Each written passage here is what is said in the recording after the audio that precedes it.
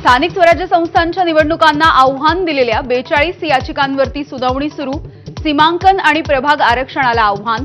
नागपूर औरंगाबाद खंडपीठातल्या याचिकाही मुंबईमध्ये वर्ग।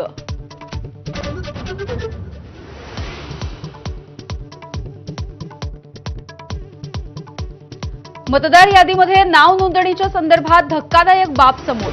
2 ऑक्टोबर 2024च्या नंतर 18 वर्ष पूर्ण झालेल्यांची नोंदणी होत नसल्याचं उघड। माहीमच्या तरुणीची हायकोर्टामध्ये धाव। आज सुनावणी। उपमुख्यमंत्री अजित पवार यांचे चिरंजीव जय पवार हे निवडणुकीच्या रिंगणामध्ये उतरणार असल्याची चर्चा। बारामती नगर परिषदेमध्ये जय पवार नगराध्यक्षपदाचे उमेदवार असण्याची शक्यता।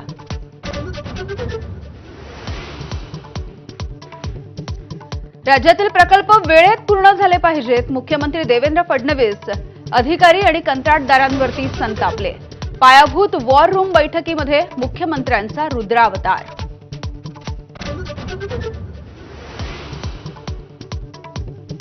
अतिवृष्टीग्रस्त भागाच्या पाहणीसाठी 9 अधिकाऱ्यांचं केंद्रीय पथक हे आजपासून महाराष्ट्रात ऑगस्ट आणि सप्टेंबरच्या नुकसानीची पाहणी करणार। केंद्राकडून 1,500 कोटींची मदत आतापर्यंत वितरित।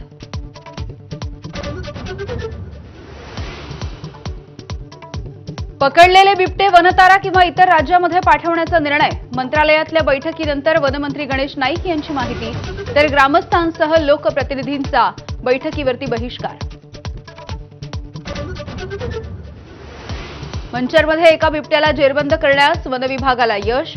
मात्र हा नरभक्षक बिबट्या आहे की नाही या संदर्भात अस्पष्टता। तर बिबट्याच्या हल्ल्याविरोधामधील पुणे नाशिक महामार्गावरती रास्ता रोको हा तुर्तास स्थगित।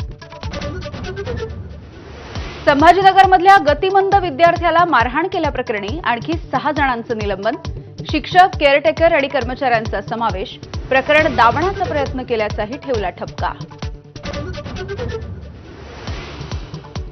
अमरावती ग्रामीणमधील 8 पोलीस कर्मचारी निलंबित। अटकेतील आरोपीच्या मृत्यूच्या प्रकरणी कारवाई। निष्काळजीपणाचा आणि बेजबाबदारपणाचा ठपका।